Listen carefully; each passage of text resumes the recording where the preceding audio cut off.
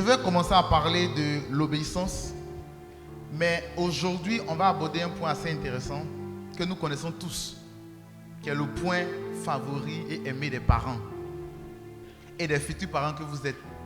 L'honneur dû aux parents biologiques. Parce qu'il y a des personnes qui honorent tellement leurs parents spirituels qu'ils négligent finalement leurs parents biologiques. Il y a des personnes aussi qui honorent tellement des conducteurs spirituels qu'ils négligent leurs parents biologiques. Et on va voir combien de fois est-ce que la pratique de l'honneur aux parents biologiques nous dépose dans notre esprit une manifestation, je vais dire, de l'onction. Et je vais le démontrer après, on va vous expliquer cela, qu'il y a des personnes qui étaient simplement au quartier, à la maison, et parce que leur père ou bien leurs parents les ont appelés pour les envoyer, ces personnes ont reçu l'onction, juste en obéissant. Juste en obéissant. Et la parole sera dure, mais elle nous fera du bien. Amen. Amen. Amen. La parole sera comme de l'alcool, mais qui va nous faire du bien. 1 Samuel chapitre 15, le verset 22. 1 Samuel chapitre 15, le verset 22. Oui. 22. Ok, 1 Samuel chapitre 15, le verset 22. Excusez-moi. Oui. Samuel dit: L'Éternel trouve-t-il du plaisir dans les holocaustes et les sacrifices, comme dans l'obéissance à la voix de l'Éternel? Voici, l'obéissance vaut mieux que les sacrifices, et l'observation de sa parole vaut mieux que la graisse des béliers. Amen. Amen. Samuel, le prophète ici, donne un réma assez bizarre et assez mystérieux. Il dit: l'obéissance vaut mieux que les sacrifices. Un verset, une expression assez connue dans le monde chrétien évangélique. L'obéissance vaut mieux que les sacrifices. Lorsque le prophète Samuel dit ça, j'imagine que ceux qui sont là à l'époque étaient choqués. Ceux qui étaient là à l'époque étaient choqués. Pourquoi? Parce que regardez, Dieu crée Adam et Ève et on connaît la suite. Ils ont péché. Dieu les chasse du jardin et ils commencent à se multiplier au fur et à mesure jusqu'à ce qu'on arrive à Noé. Et on sait tout ce qui s'est passé, c'est que les hommes étaient tellement méchants que Dieu a décidé de détruire la terre. Mais lorsque vous lisez Genèse chapitre 8, vous allez voir que lorsque le déluge a stoppé et que les eaux sont descendues, Noé a offert un sacrifice, des holocaustes à l'Éternel. Et la Bible nous dit que lorsque Dieu a senti l'odeur agréable qui est montée, Dieu a promis de ne plus jamais détruire la terre. À cause de quoi? Des sacrifices et de la bonne odeur qui est montée. Les sacrifices. Donc, si la terre est épargnée et est gardée jusqu'à aujourd'hui, c'est à cause de quelqu'un qui a posé une action. Les sacrifices. Dis avec moi les sacrifices. Les sacrifices. Et pour signe, Dieu a donné un signe à Noé en lui disant que je vais mettre l'arc dans le ciel, mon arc dans le ciel. Et lorsque les nuages vont s'assembler, l'arc va apparaître pour me dire stop. Dose un peu. Et je vais écouter, je vais doser. Donc comme je l'ai dit, si aujourd'hui la terre subsiste et n'a pas été encore inondée entièrement par les eaux, par le déluge, c'est parce que Noé a offert des sacrifices à Dieu. Tu comprends? Donc lorsque Samuel vient dire que l'obéissance vaut mieux que les sacrifices, imaginez combien est-ce que l'obéissance est importante aux yeux du Seigneur. Donc si tu pratiques l'obéissance, qu'est-ce que cela peut apporter dans ta vie? Toi en tant que jeune. Comme on ne sait pas, on se dit, bon, les parents, c'est les parents. Ils sont aussi fautifs. Je m'en fous, je fais ce que je veux. Mais si tu ne sais pas, par les sacrifices, Dieu a gardé la terre et par l'obéissance, que fera le Seigneur? Dieu dit, par le prophète Samuel, l'obéissance vaut mieux que les sacrifices. Et il dit, l'observation de sa parole vaut mieux que la graisse des béliers. Ce matin, je vais commencer à parler d'une première catégorie d'enfants, de fils, qui ont été des modèles en termes d'obéissance. Amen. Amen. À leurs parents biologiques. et on verra ce qui leur est arrivé. La première personne dont je veux parler, c'est les enfants de type Rebecca et Isaac. Amen. Les enfants de type Rebecca et Isaac. Est-ce qu'on peut lire Genèse chapitre 24? Lis à partir du verset 12. Genèse chapitre 24, le verset 12. Et il dit, Éternel, Dieu de mon Seigneur Abraham, fais-moi, je te prie, rencontrer aujourd'hui ce que je désire et use de bonté envers mon Seigneur Abraham.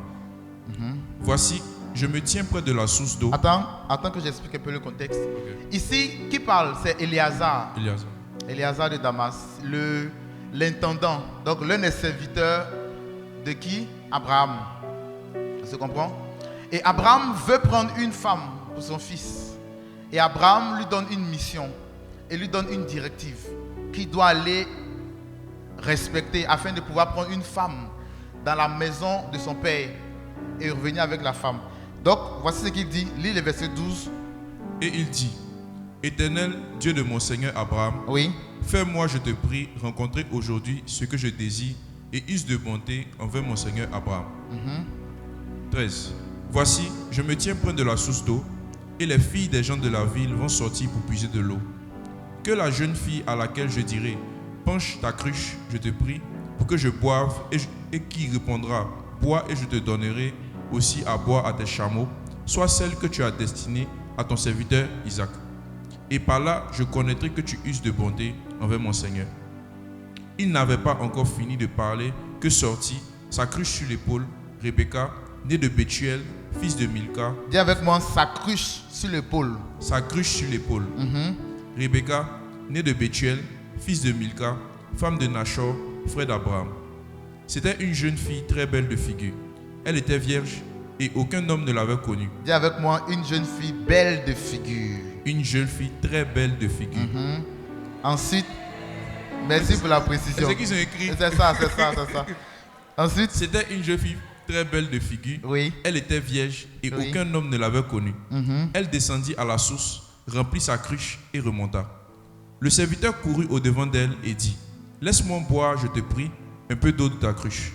Elle répondit, bois mon Seigneur. Et elle s'empressa d'abaisser sa cruche sur sa main et de lui donner à boire. Quand elle eut achevé de lui donner à boire, elle dit, je puiserai aussi pour tes chameaux jusqu'à ce qu'ils aient assez bu. Et elle s'empressa de vider sa cruche dans l'abreuvoir et courut encore au puits pour puiser. Et elle puisa pour tous les chameaux. Pour tous les chameaux. L'homme la regardait avec étonnement et sans rien dire, pour voir si l'Éternel faisait réussir son voyage ou non. Quand les chameaux eurent fini de boire, l'homme prit un anneau d'or du poids d'un demi-cycle et 2 bracelets du poids de 10 cycles d'or. Lis le verset 28. Ok. Verset 28. La jeune fille courut raconter ces choses à la maison de sa mère. Amen. Ok. Amen. La jeune fille courut raconter ces choses à la maison de sa mère.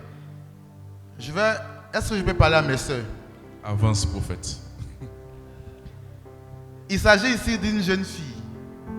D'une jeune fille. On n'a pas dit une jeune dame, ou bien une femme. Une jeune fille. Et un homme l'aborde dans la rue. Et un homme lui donne des bracelets, des anneaux d'or. Et qu'est-ce qu'elle fait? Au verset 22, on nous dit quoi? Verset 28. Elle courut raconter la chose à sa mère. Attendez que je descende. Quand on te drague dehors, est-ce que tu cours raconter ces choses à tes parents? Elles sont problème. Demande à ta voisine. Est-ce que maman est informée? Parce qu'il y a des veilles dans la rue. Amen. Amen. Mais regardez quelque chose. Regardez. On nous dit que Rebecca a croisé l'homme où? Au puits. Et on sait tous que Rebecca n'était pas... Regardez, lis le verset 61. Je vais vous montrer un détail. Verset 61. Oui. Rebecca se leva avec ses servantes. Elle montait sur les chameaux et suivit l'homme. Et le serviteur emmena Rebecca et partit. Amen. Amen. Rebecca se leva avec qui? Ses servantes. Ses servantes. Rebecca n'était pas enfant de pauvre. Amen. Amen. Rebecca avait des servantes. On n'a pas dit les servantes de ses parents. On dit ses servantes. Rebecca n'était pas un enfant ou bien une fille de pauvre. Mais la Bible nous dit que Rebecca, malgré qu'elle avait ses servantes, qu'est-ce qu'elle a fait? Elle s'est levée elle-même, allée au puits avec sa cruche sur l'épaule.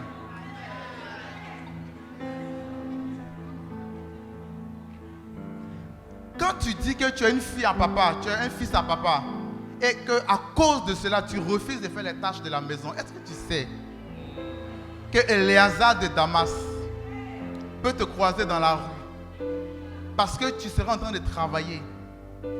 Regardez un peu la prière d'Éléazar. Il dit: Père, Seigneur, Dieu de mon Seigneur Abraham, fais que la jeune fille qui va sortir, il n'a pas dit parmi les jeunes filles, il dit la jeune fille qui va sortir, qui viendra, malgré que ses parents avaient de l'argent, était bien placée, elle faisait les tâches de la maison. Elle partait puiser de l'eau et elle n'était pas paresseuse. Parce que pour abreuver des chameaux, ce n'est pas 2 litres d'eau. Ce n'est pas un tour au puits, c'est plusieurs tours. Mais malgré cela, cette jeune fille aidait quand même maman et les servantes à la maison dans les tâches ménagères. Quand maman te dit de faire les tâches ménagères de la maison et que tu refuses, sous prétexte qu'il y a une servante, penses-tu que tu fais du mal à qui?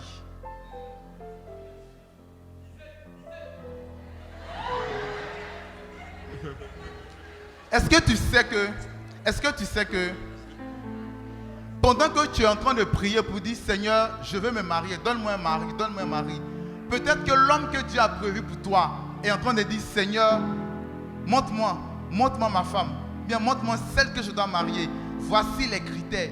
De la même manière que Éléazar a prié, de cette même manière, ton mari peut être en train de prier comme ça. On peut venir ici tout simplement à l'église et te voir, même ta manière de disposer les chaises. Avance, prophète. Reste pour te dire de balayer. Tu viens, on te dit balaye. Tu serres le visage. Et tu balayes quand même, mais avec le visage serré. Éléazar va passer à côté de toi. Amen. Amen. Amen. Amen. Et Rebecca a eu l'homme de sa vie, tout simplement parce qu'elle a décidé d'aller au puits, d'aller travailler pour aider les parents à la maison, malgré qu'elle avait des servantes. Malgré qu'elle avait des servantes. Dis à ta voisine, malgré qu'elle avait des servantes. Malgré qu'elle avait des servantes. Au sortir d'ici, les tâches ménagères ne doivent plus... Ta manière de voir les tâches ménagères ne doit plus être la même. Tu dois changer complètement. Même si un homme ne voit pas, dis avec moi, les anges voient. Les anges voient. Dis avec moi, le Seigneur voit. Le Seigneur voit. Et c'est ce qu'elle faisait dans le secret qui a été manifesté, révélé. Elle avait l'habitude sûrement d'aller. Et un jour, one day, c'est tombé sur elle. Amen. Amen. Au sortir d'ici, l'obéissance dans les tâches ménagères. Il y a des personnes qui sont tellement paresseuses que même lorsque on fait la répartition des tâches à la maison, elles estiment que ce n'est pas mon travail, c'est le travail de la servante, c'est le travail de la nounou. Tu es dans une même maison avec la nounou, avec tout le monde, et on coupe l'eau. La nounou se lève elle seule, elle va puiser de l'eau au puits quelque part, là où on a entendu qu'il y a un puits. Et toi, qu'est-ce que tu fais? Dieu seul sait. Mais tu attends que l'eau arrive pour que tu partes te laver avec un commentaire. Où tu as puisé l'eau là? C'est sale.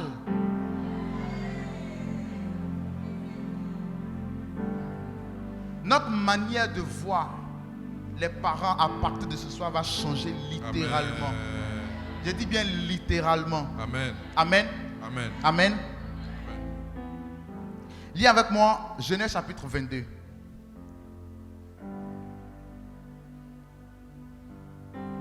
Attends, avant de parler de Genèse chapitre 22, vous allez voir que, comme on l'a lu au verset 28, Rebecca, lorsque l'homme lui a donné des bracelets et des anneaux d'or, qu'est-ce qu'elle a fait?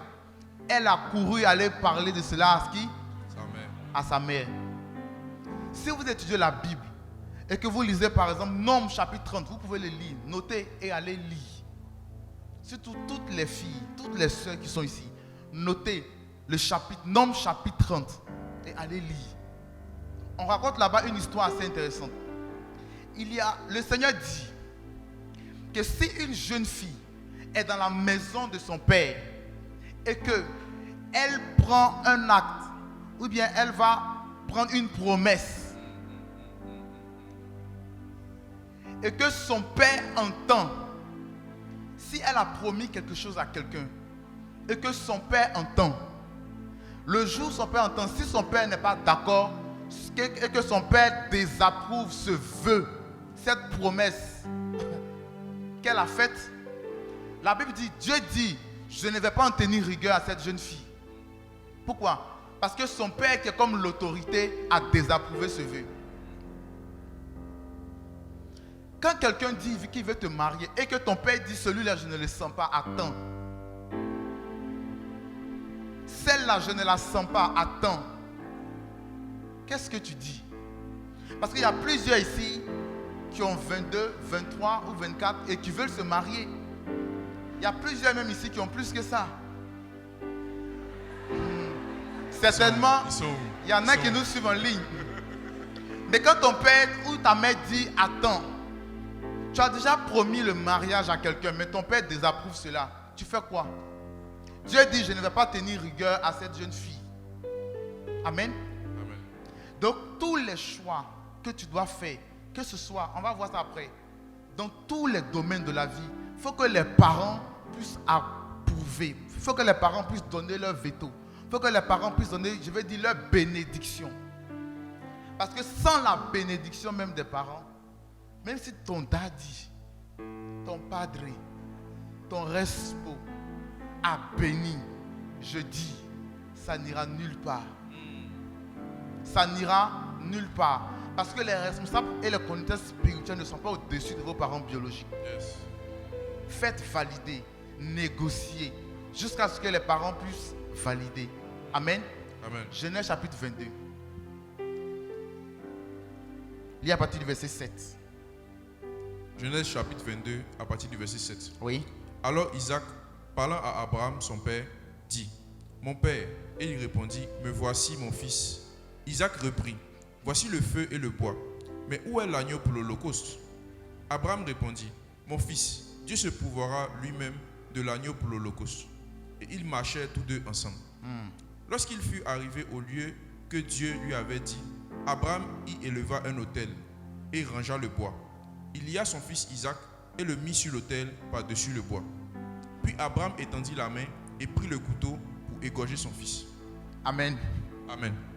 Puis Abraham étendit le bras, prit le couteau pour égorger son fils. Dis avec moi la soumission par le couteau. La soumission par le couteau. Le couteau. Le couteau. Tu vois très bien le couteau aiguisé. Ton père te ligote, t'attache. Et il était sur le point de te tuer. C'est l'image de plusieurs personnes ici qui estiment que le choix des filières que eux-mêmes ils ont décidé de faire, même les parents n'ont pas le droit de donner leur avis dessus.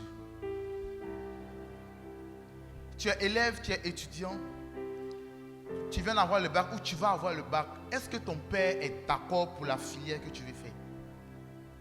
Plusieurs estiment que la filière que papa a choisie pour moi, là, si je la fais, je vais mourir.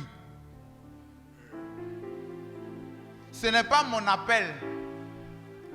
Dieu m'a dit, tu ne mourras pas, tu vivras et tu vas raconter les œuvres De l'Éternel. de l'Éternel.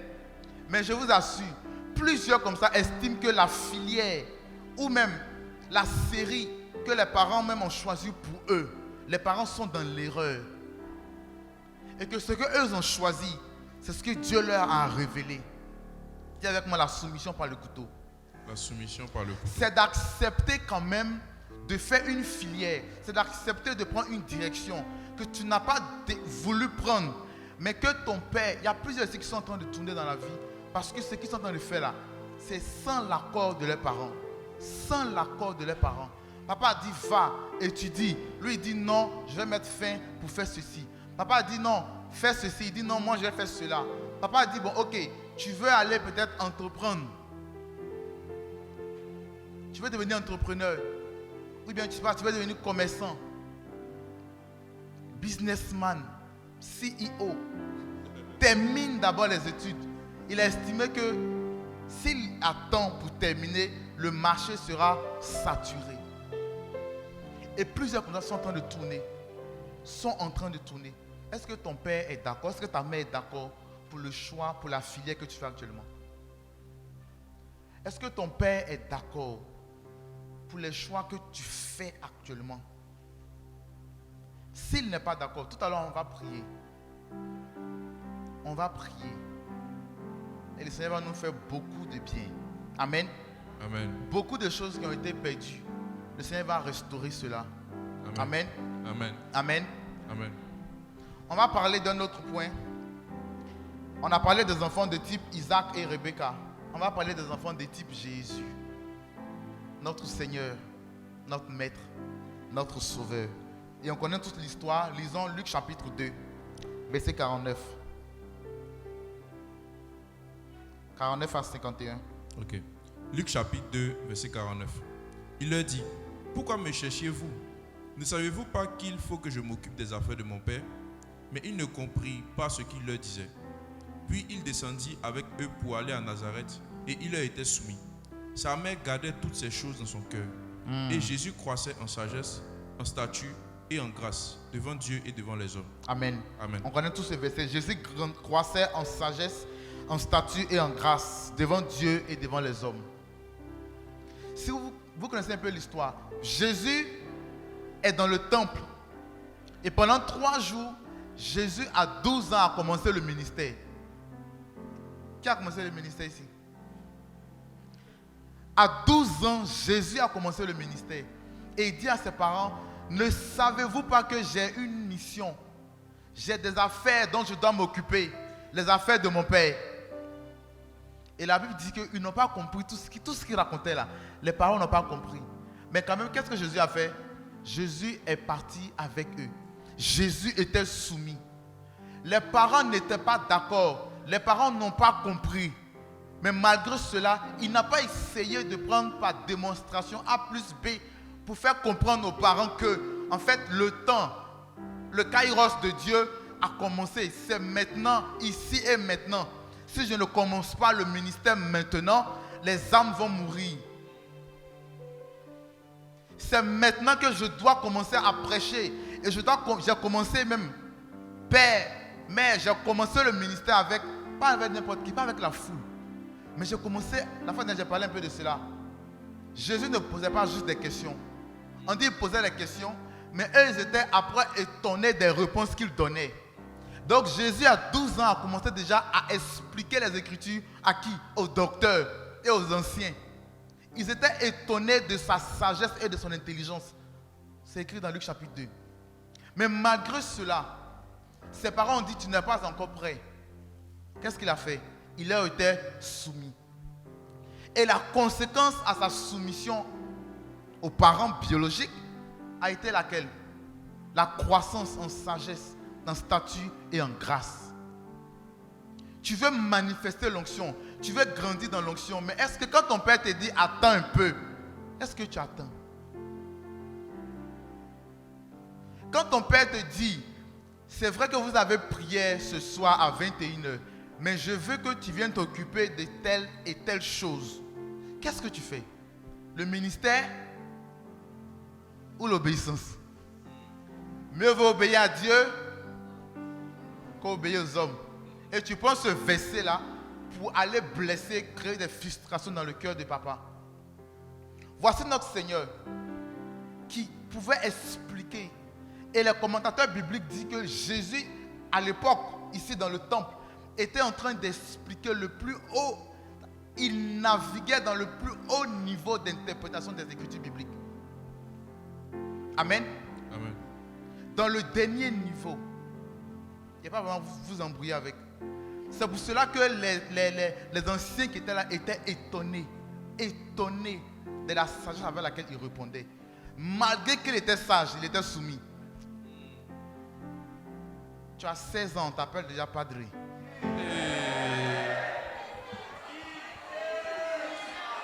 À 20 ans, c'est quoi? Archibishop. Archibishop. 24 ans, c'est fini. Le voyant. Ton père biologique ne peut pas te dire, non, c'est vrai que tu as prié, mais s'il te plaît, est-ce que tu peux aller à la boutique pour moi? Quoi? Tu es Chanel. Hein? Papa, tu envoies l'homme de Dieu. Avec ton cœur, tu ne le dis pas. Mais dans ton cœur, on n'honore pas la grâce. La grâce. Un prophète, toi aussi tu vas dire qu'un prophète est méprisé dans sa patrie. On dit obéis, tu dis que tu es méprisé. On néglige ton manteau. D'après mon père, pour l'instant, rien. L'obéissance est rattachée à beaucoup de bénédictions spirituelles. Tel que tu es là, tu veux grandir en sagesse, en statut et en grâce. Va, évalue un peu tout ce que tu as comme rapport avec tes parents biologiques. Une fois, on était allé, je pense il y a quelques années, on est parti voir les parents de quelqu'un. On a commencé à se promener dans vos différentes maisons. Comme vous tous qui êtes ici là. Vos aînés, tous ceux qui sont de l'église, Daniel, et tous ceux même qui vont intégrer l'église, vous allez avoir des aînés, des chefs de famille. Amen. On ne veut pas que vous soyez seulement des modèles à l'église. Donc la meilleure manière de veiller et de vérifier que vous êtes des modèles partout, c'est d'aller dans vos maisons. Amen. Amen. Qui veut qu'on vienne chez lui? Ah, nous sommes 200 dans levez bien la main. Nous sommes plus que 200. Hein? À peine 50 personnes ont levé la main. Nous sommes allés un jour quelque part dans une maison, aller saluer une maman. Pour dire maman, bonjour, ça va? Nous sommes les encadreurs de notre sœur, de votre fille.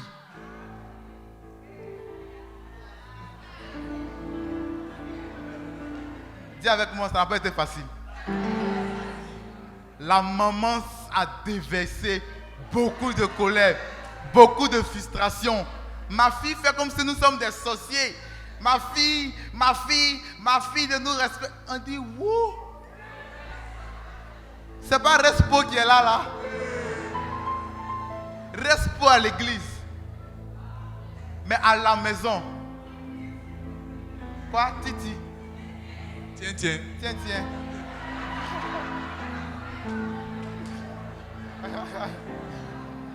Respo à l'église. Mais à la maison, c'est quoi? Tiens. Autant pour moi. Bon, je sais pas c'est quoi. Ne soyez pas seulement des modèles ici. Qu'on puisse aussi témoigner du fait que vous êtes à la maison des personnes sur qui papa peut compter. Ce n'est pas qu'on va te dire receive grace. Que tu vas tomber, que quand tu vas te lever, on va dire relève-toi. Take it. Encore. Deuxième dose. Et quand tu te réveilles, les anges te connaissent. Ça ne fonctionne pas comme ça. Tu es désobéissant à la maison dans les moindres petites choses. J'ai dit, il y a des personnes, il y a des jeunes filles ici qui doivent aller s'excuser auprès même de certaines servantes. Amen. La parole de Dieu, lorsqu'elle sort du trône, elle est dure. Mais c'est la parole. Il y a des personnes qui doivent aller s'excuser auprès de certaines filles de ménage. Parce que toi, de la même manière, la grâce que tu as eu de naître dans cette famille-là, elle n'a pas eu la même grâce. Tu aurais pu naître peut-être dans un pays désertique, quelque part au nord, dans un pays quelque part là-bas. Tu allais connaître ce qu'on appelle Fréon. Donc si toi, tu as la grâce de connaître ça aujourd'hui, ne néglige pas quelqu'un. Amen. Amen. Ne rabaisse pas des gens. Il y a des personnes qui rabaissent les autres. Tu es un simple livreur. Toi, tu vas me dire quoi? Tu vas me dire quoi? Misérable. Oui. Chrétien. Peu importe le comportement adverse. Peu importe la réaction même du livreur. Toi, chrétien, même s'il t'insulte, je ne peux pas dire à un chrétien et à un livreur misérable. C'est pour cela que tu es sur le soleil là. C'est le soleil qui va te brûler. Et puis le dimanche, tu vas venir lever les mains pour recevoir la grâce. Abaisse. Et il y a plusieurs ici. Ce n'est pas de votre faute. Par le simple fait que vous avez assisté à des scènes où on a rabaissé les servantes, vous avez reçu le message dans votre subconscient sans vous en rendre compte. Amen. Amen.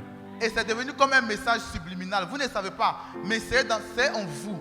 Et un jour, ça sort. Si tu sais que tu es dans ce cas, on va prier tout à l'heure. Répands-toi à partir de maintenant. Et dès qu'on va finir de prier, va et guéris le cœur de cette jeune fille. Amen. Amen. Tu me diras, elle n'est plus là, mais tu as toujours son contact. Parce qu'il y a plusieurs filles de ménage, même lorsqu'elles partent, on oublie de supprimer leur numéro. Donc regarde, tu vas voir qu'il y a un contact que tu as.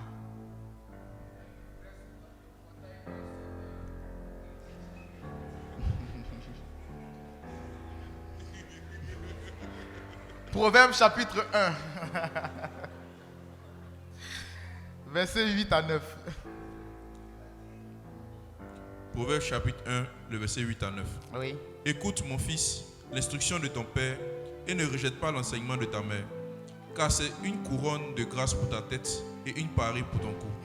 Car c'est une couronne de grâce pour ta tête et une parure pour ton cou. Et ici on parle à qui? On parle à un fils. Et voici une promesse rattachée à l'obéissance. On nous dit que dans le monde spirituel, il y aura une couronne sur ta tête. Une couronne sur ta tête.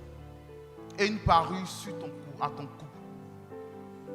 Donc Jésus, lorsque on voit Jésus dans le monde spirituel, et c'est ce que l'apôtre Jean l'a dit. Il dit lorsqu'il a vu Jésus, il avait plusieurs diadèmes sur sa tête. Plusieurs. Chaque couronne est rattachée à un niveau d'obéissance. Yes. À une obéissance. Donc lorsqu'on te voit, est-ce qu'on voit dans le monde spirituel que tu es chauve? Ou bien est-ce qu'on peut voir une couronne sur ta tête? C'est quoi ça?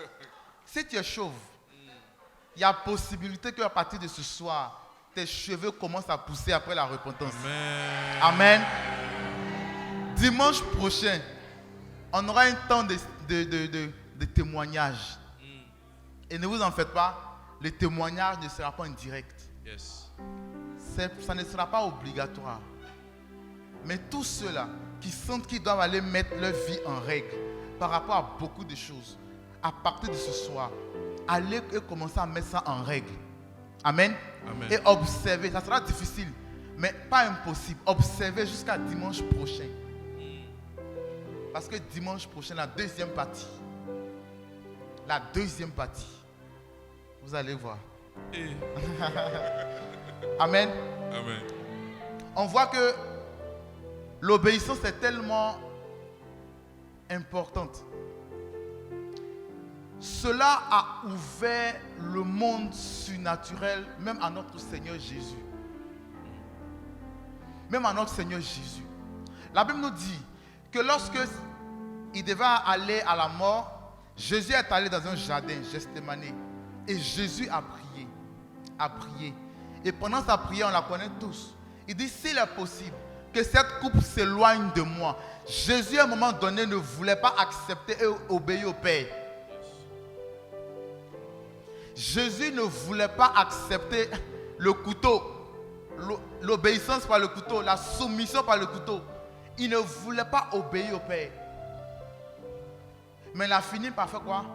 Par mettre lui sa volonté de côté. Il dit, Père, voici ma volonté. Mais je la laisse, je choisis quoi? Ta volonté. Toutefois, non pas ma volonté, mais ta volonté. Et lorsqu'il a fait ça, qu'est-ce qui est arrivé par la suite? On voit que le Seigneur, son Père, le Père à qui il parlait, Dieu a envoyé un ange venu fortifier Jésus. Venu l'encourager. Si Jésus était au quartier en train de marcher, tu penses qu'un ange allait venir le fortifier? Si Jésus avait choisi lui-même sa propre volonté, tu penses qu'un ange allait venir l'encourager dans ça? Donc le fait qu'on te dise de faire tels travaux, les tâches de la maison, et puis tu refuses, tu es en train toi-même de fermer le ciel. Quand on te dit, fais les travaux de la maison, fais ceci, fais cela, va au marché, prépare, lave les assiettes, nettoie la maison, enlève les toiles d'araignée, toutes ces choses-là, même si tu es fatigué, tu es épuisé entièrement et que tu te mets à faire. Dis avec moi, le ministère des anges. Le ministère des anges. Cela est tellement important et on voit cela même dans l'ancienne alliance. Tous ceux qui obéissaient au Seigneur, ou du moins à leurs parents biologiques, avaient autour d'eux une atmosphère toujours angélique. Oui. Allons-y voir. 1 Samuel chapitre 9.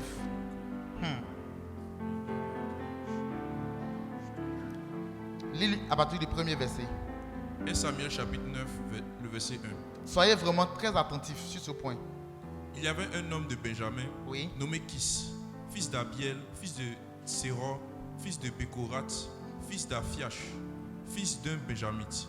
C'était un homme fort et vaillant. Il avait un fils du nom de Saül, jeune et beau. Attends. On nous dit quoi? Mais pourquoi c'est jeune et beau là, vous avez retenu? Il ne sait pas aucun problème. On nous dit que Saül était comment? Était jeune. Retenez ce mot, jeune. Si vous voulez retenir beau, c'est votre problème. Mais retenez ce mot jeune. Est-ce qu'il y a un jeune par ici? Ok. Donc vous êtes comme Saül. Continue. Il avait un fils du nom de Saül, jeune et beau, plus beau qu'aucun des enfants d'Israël, et les dépassant tous de la tête.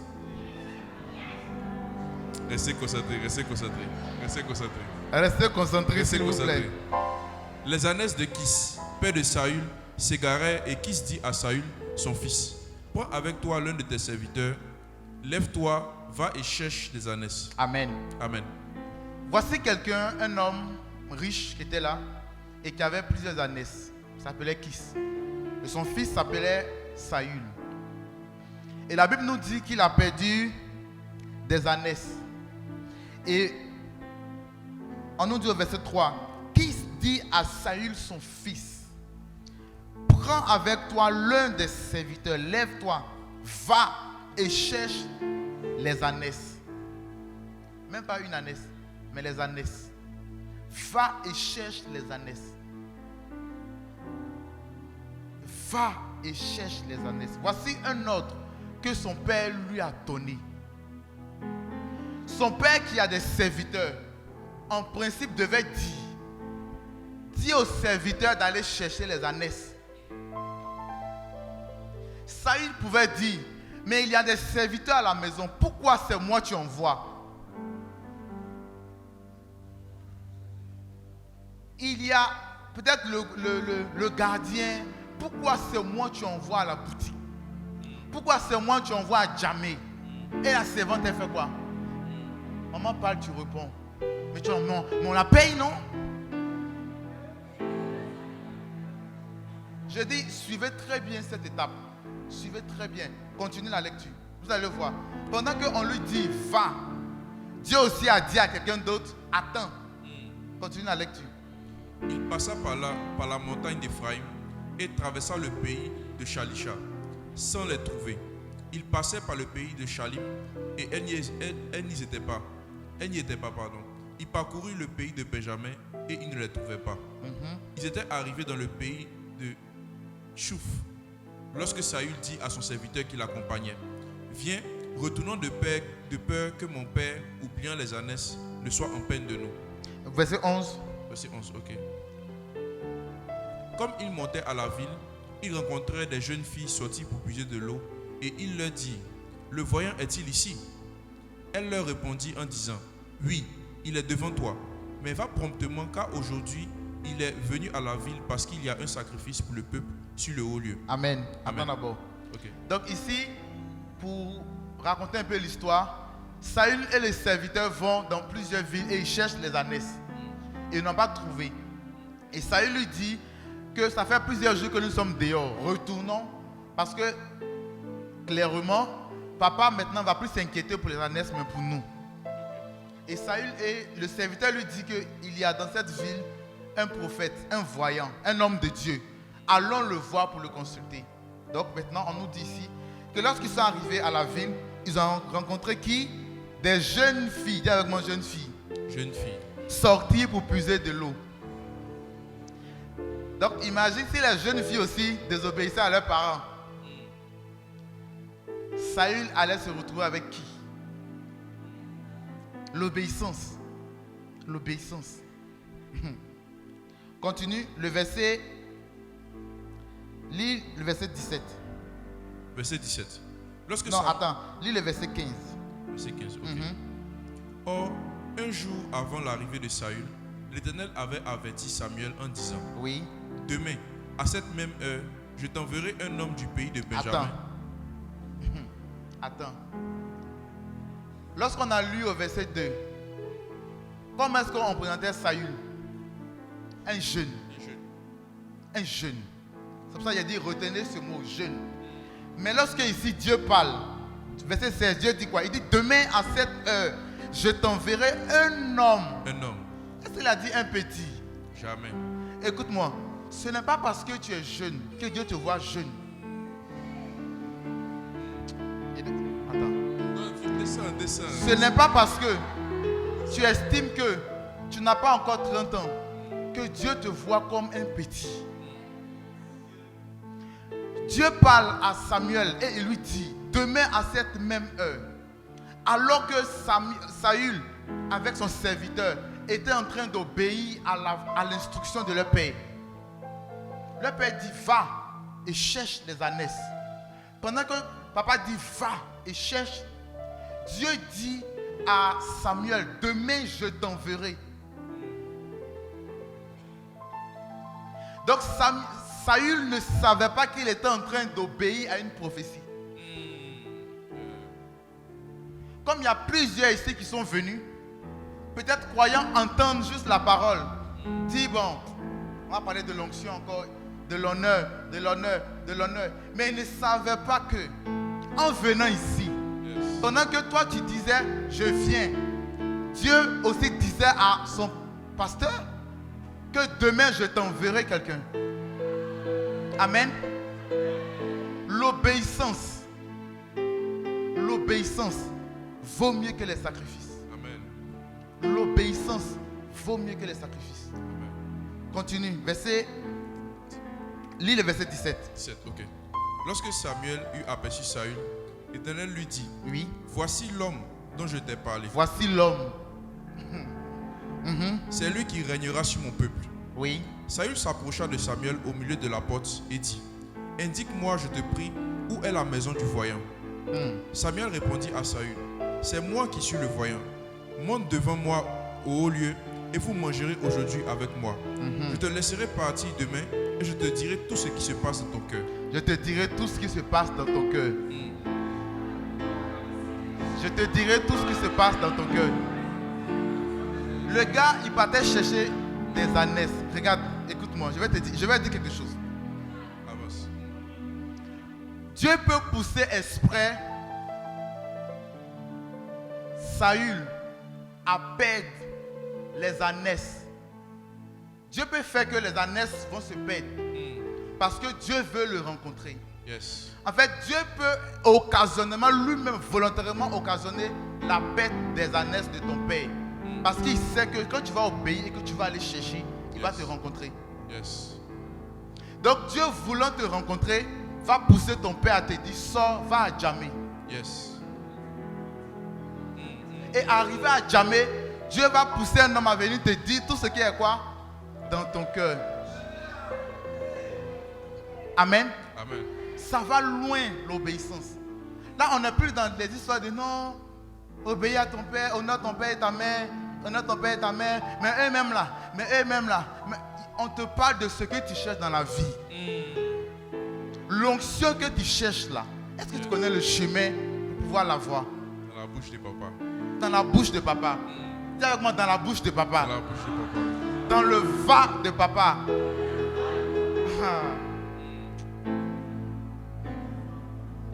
Je dis au sortir d'ici, même si ton papa ne te dit pas va, Il est parti. tu vas dire, mais papa, c'est comment? Position. Tu n'as rien perdu. Qu'est-ce qui est perdu? Que veux-tu que je fasse? Il y a des personnes qui se lèvent et qui posent cette question à Dieu. Père, Seigneur, Saint-Esprit, que veux-tu que je fasse pour toi? Mais tu veux faire quelque chose pour un Dieu que tu n'as jamais vu. Pourtant, ton père qui est à la maison, tu n'as jamais posé cette question.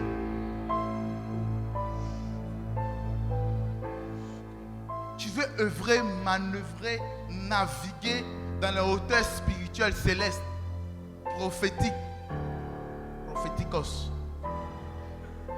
Mais tu ne sais pas que cela est d'abord rattaché à un niveau d'obéissance. Lorsqu'il partait, il n'est pas allé avec beaucoup de nourriture. Il n'est pas allé avec des vêtements de rechange. Mais lorsqu'il est parti, Saül a reçu quoi? Il a reçu l'onction royale. Yes. Il a été choisi et oint par Dieu pour devenir roi sur Israël. Tu continues de prier et d'aspirer encore à des dimensions célestes parce que tu as refusé un va ou un fait. Un fait. Fais ceci. Tu ne sais pas. Et même encore plusieurs entrent à l'église, viennent à l'église. Et lorsqu'ils sont là et qu'on leur dit va et nettoie les toilettes, elle estime que ce n'est pas climatisé. Son fond de teint va couler. Pourtant, c'est dans les toilettes que l'ange ce jour a été envoyé pour te parler, pour te oindre.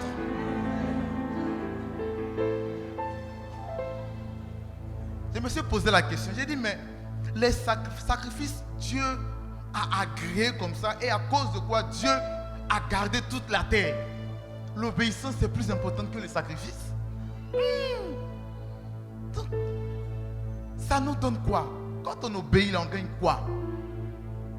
Il y a plusieurs personnes, malheureusement, parce qu'ils n'ont pas obéi, ont attiré une malédiction, non seulement sur leur propre vie, et sur la vie même de leur famille, de leurs parents. Plusieurs personnes, malheureusement. Il y avait un sacrificateur qui s'appelait Élie, à l'époque de Samuel. Et la Bible nous dit qu'il avait deux fils, Ophni et Phiné. Et qu'est-ce que ces deux fils-là faisaient? Allons lire. Lis 1 Samuel chapitre 3. D'abord lis 1 Samuel chapitre 3, verset 13 à 14. 1 Samuel, le chapitre 3, le verset 13. Oui.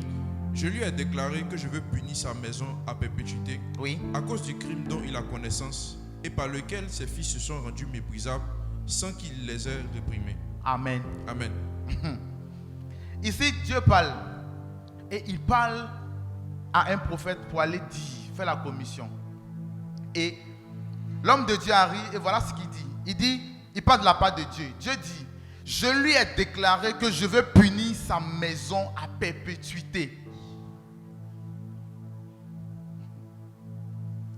Pas punir, pas chicoter un peu sa maison, mais punir sa maison à perpétuité à cause du crime dont il a connaissance et par lequel ses fils se sont rendus méprisables sans qu'il les ait réprimés.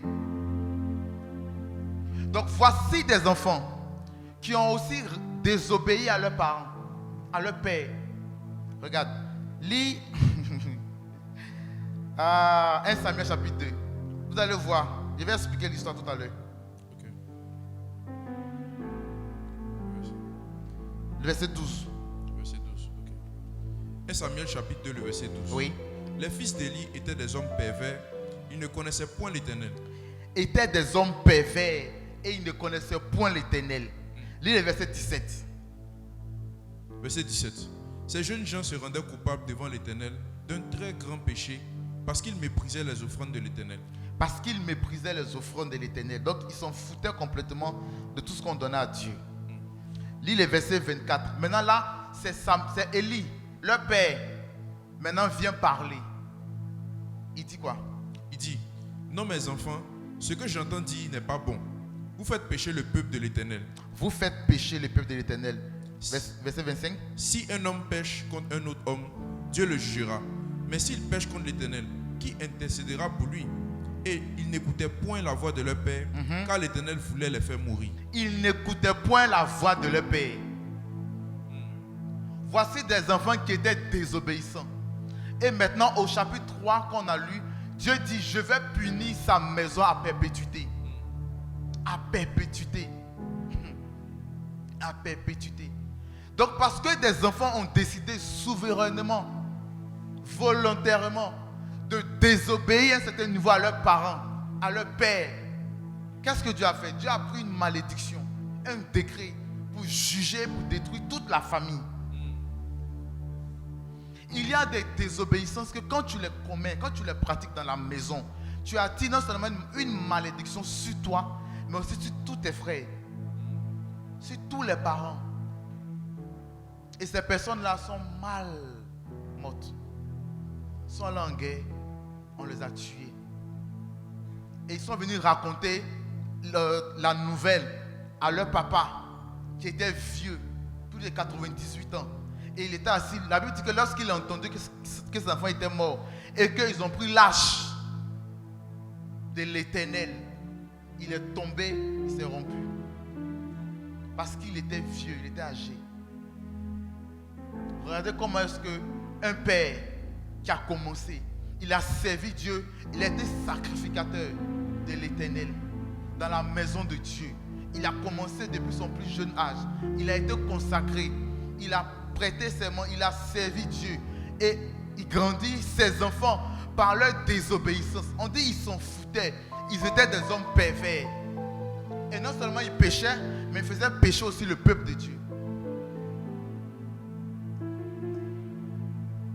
Et à cause de cela, une malédiction. Dieu a pris une malédiction, un décret contre leur famille. Toute leur famille. Personne n'a subsisté. Personne. Personne. Et là, c'est une...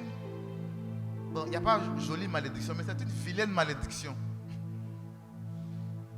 Le fait que toi et ta maison à perpétuité, Dieu vous décime. On parlera de toi au passé. Tout ça pourquoi? Parce que des enfants se sont rendus infâmes. Non seulement devant Dieu, mais aussi ont désobéi à leurs parents, à leur père. La désobéissance, non seulement nous éloigne de l'honneur. L'honneur qu'on a donné aux parents, la désobéissance nous pousse à pouvoir nous éloigner complètement de ces choses. Et cette même désobéissance parfois attire le malheur sur nous.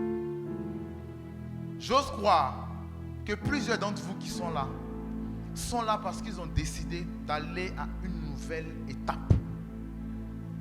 Amen. Amen. Et lorsque tu entends la parole de Dieu, ne dis pas que moi-même je savais, mon cas est grave. Pour moi est fini. Non. Tu dois maintenant te repentir. Parce que si le Seigneur permet, si on disait marcher dans les 4 pas de l'onction prophétique,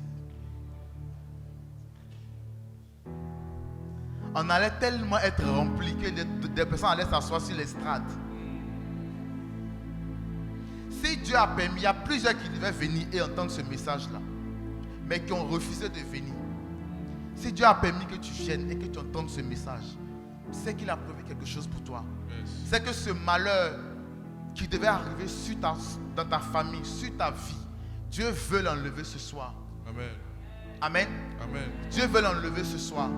De la même manière que Ophni et Phiné, c'est l'image aussi de ces enfants-là qui sont sortis avec des servantes et qui prennent le malin plaisir à se glorifier de cela.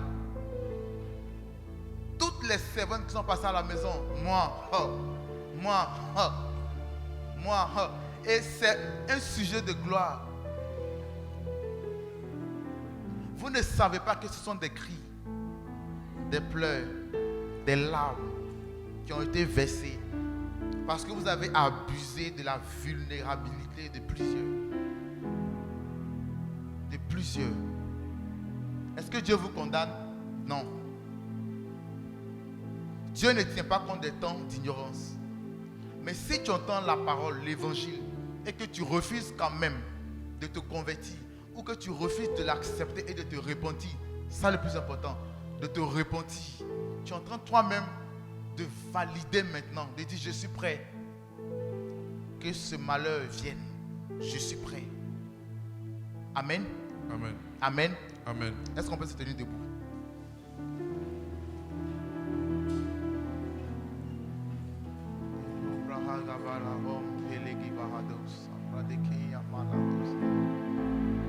Mama kompeligi bahado sombi lahadebi zombi ravia kompalago shahadekindi bla.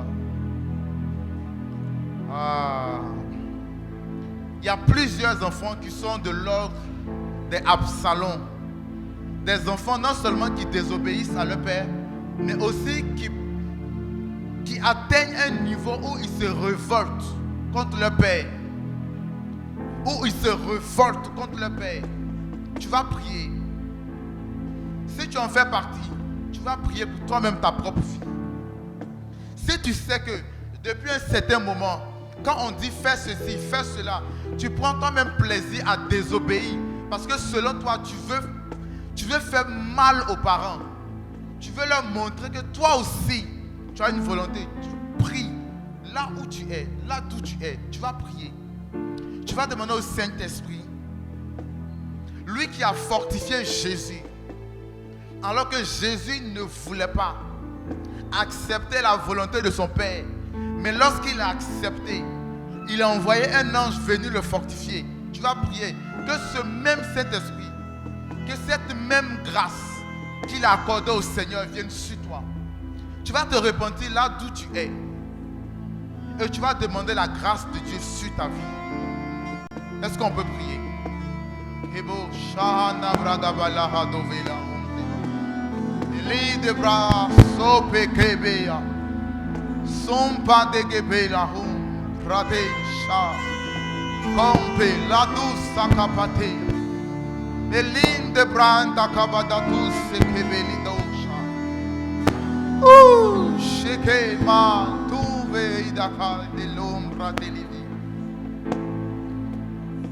Nous sommes perdus sans toi.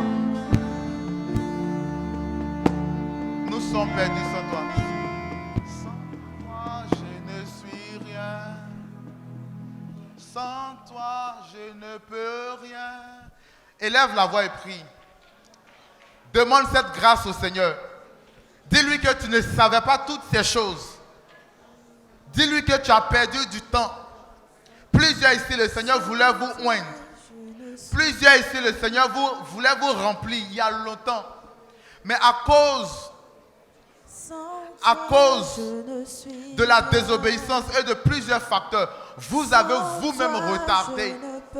Les anges de Dieu sont venus pour vous oindre. Ils vous ont attendu là dans ce marché, à la boutique. Ils vous ont attendu. Si Saül ne partait pas, si Saül n'était pas à ce rendez-vous, il n'allait jamais recevoir l'onction royale. Alors que Dieu a parlé au prophète, à son prophète, et lui a dit demain je t'enverrai. Je t'enverrai. Mais il ne savait pas que le je t'enverrai de son père, pardon, du Seigneur, était rattaché au va de son Père. Sans toi, je ne suis rien. Eli Gabaron Pelakabados, Sopelada. Je ne peux Cheke Mante la Compa la Rousse et Falagaba. je ne suis rien. Cet esprit, nous ne pouvons rien faire sans toi. Je ne peux Accorde-nous cette grâce. sans toi. Accorde-nous cette grâce. Toi, je ne suis Lebe, rien. Ando, Toi, Shama Makomba la Babadaba. Malakon Parados, Sakabate la Malakonde. Lompa de qui les Brantolo, Shakabali et Gabarado. sans toi,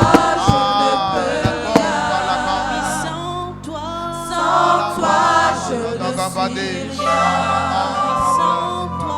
Sans toi, je ne peux rien. Sans toi, je ne suis rien. Écoutez ceci. Il y a un jeune ici.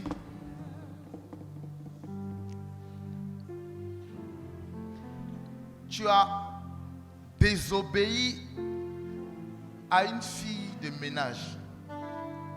Tu l'as tellement rabaissée, humiliée. Et ce qui a fait mal dans tout ça, c'est que c'était devant tes parents. C'était devant les parents et qui n'ont rien dit. Et à cause de cela, tu as fait un songe où tu étais handicapé. Tu avais comme une plaie sur ton pied.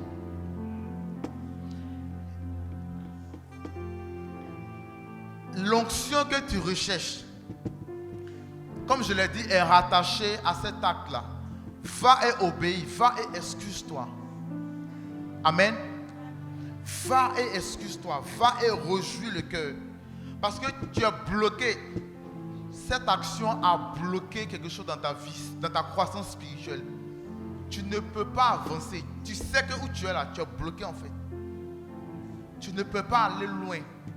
Et c'est l'image que le Seigneur t'a donnée. Par cette plaie sur ton pied, tu ne peux pas avancer.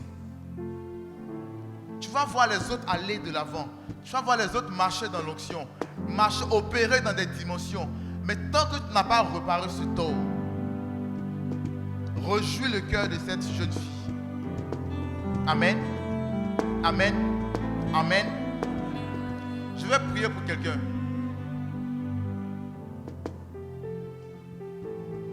Wow. Ah.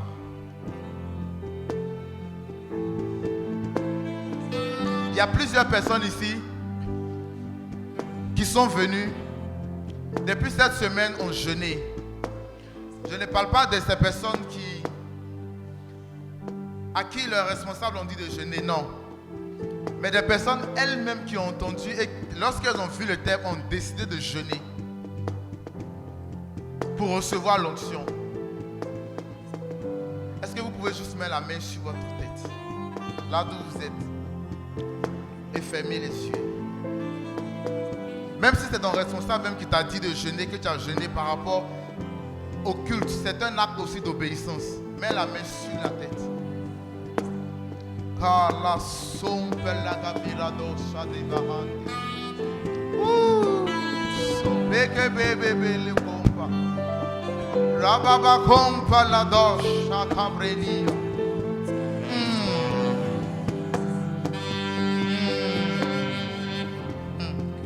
Camaratos apalakinde valide.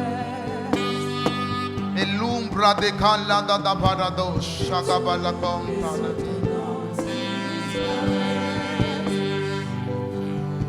Saint-Esprit, à mon Seigneur, tu vas jouer tout l'honneur en fa dièse. Saint-Esprit, mets juste la main sur ta tête. Saint-Esprit,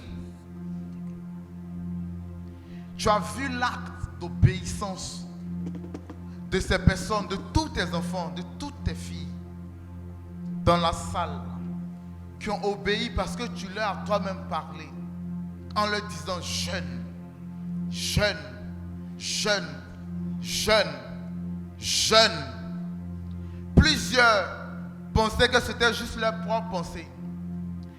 Mais je prie maintenant, là où ils sont, partout dans la salle, que l'onction prophétique descendue sur Saül, Père, descende dans la salle comme un revêtement.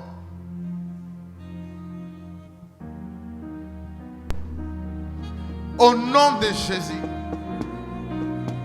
partout où vous êtes maintenant, la main du Seigneur vient sur vous, descend sur vous, rafraîchit, vous fortifie. La grâce que vous aviez, qui avait été perdue, maintenant descend sur vous. 5, 4, 3, 2, 1. Prenez l'onction maintenant. Prenez l'onction maintenant. Shkapata kapala kompala kebalaga. Bresum peli daka. Le kabratom pala kapala kompalaka. C'est comme un vêtement qu'on jette sur toi. C'est comme un vêtement qu'on met sur toi. Tu vas obéir à Dieu. Tu vas obéir de plus en plus, non seulement à Dieu, mais aussi à tes parents. Lorsque tu vas entendre un ordre, une mission, quelque chose que tes parents te diront de faire, sa main, cette même main qui a oint Saül, au travers de la main du prophète Samuel, il y avait la main du Seigneur. Antakabata, Sombelakabata, Rapatakabata, Kantalabalakoncha. Reçois l'onction maintenant.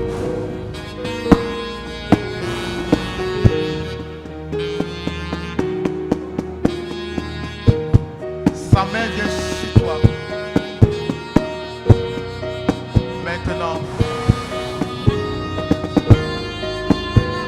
reçois cette grâce. Reçois cette grâce.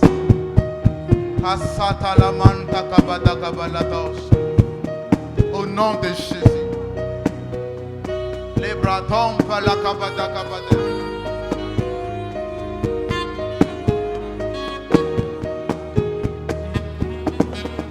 C'est comme un vêtement qu'on jette sur toi. Tu vas entendre de plus en plus la voix du Seigneur, mais de manière claire. Tu ne seras plus en train de tergiverser. Est-ce que c'est Dieu? Est-ce que ce n'est pas Dieu? Tu sauras. Tu sauras. Parce que lorsqu'il te parle, tu sais. Lorsqu'il te parle, tu sais.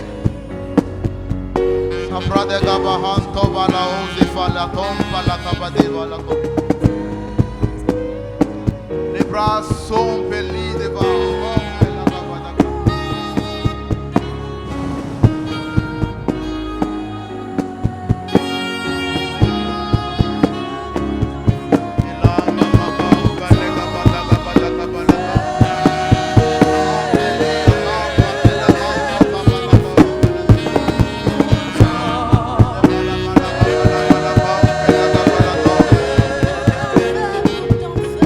Il y a une jeune fille ici.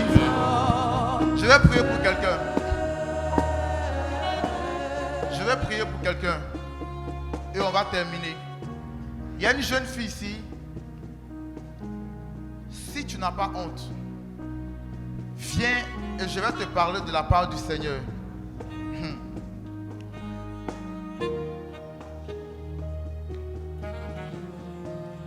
Il y a quelqu'un qui a fait un songe cette semaine où elle a vu l'un de ses parents qui était décédé. Et tu as eu peur au réveil. Et toute la semaine, tu n'as pas... Toute la semaine, tu as eu peur. Ta paix était ôtée.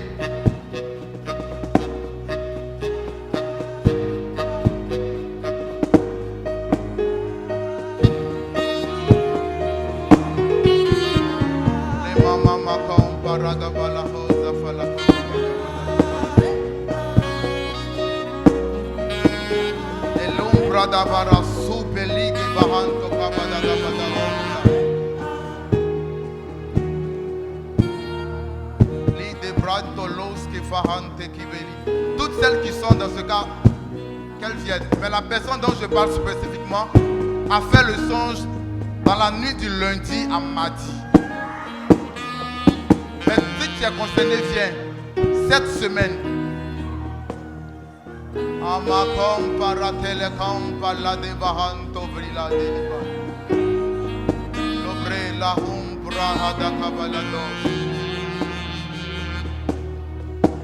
Kelizita bre atum pakate shekamante kapadoso.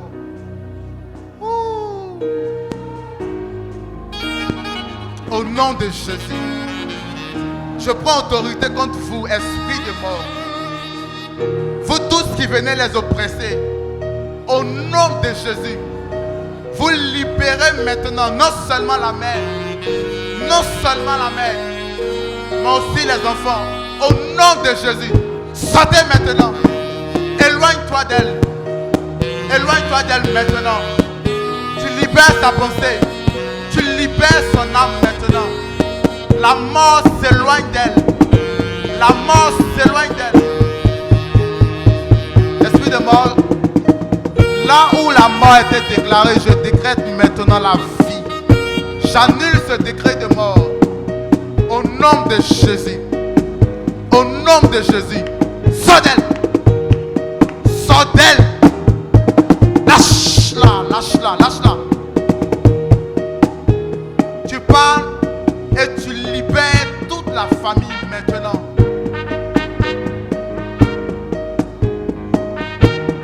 Je proclame la vie. Je proclame la vie. Je proclame la vie. Maintenant, au nom de Jésus, reçois la vie.